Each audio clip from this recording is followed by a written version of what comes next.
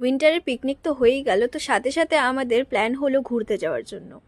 আর এই 4 জন আমাদের ঘোরার জন্য একদম বেস্ট, কেউ প্ল্যান ক্যান্সেল করার মতন নেই।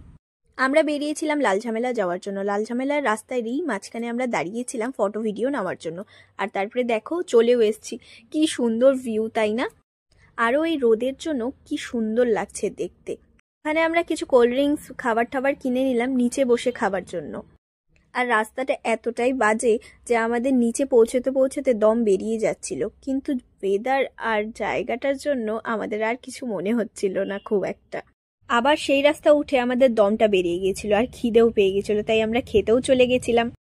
আবার সেখান থেকে বেরিয়ে আমরা ডায়না ব্রিজের দিকে গেছিলাম।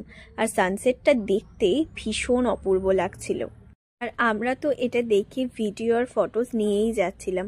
অনেকক্ষণ ওখানে বসে টসে থেকে তারপরে আবার সন্ধ্যা হয়ে গেছিল বলে বাড়ির দিকে রওনা দিলাম।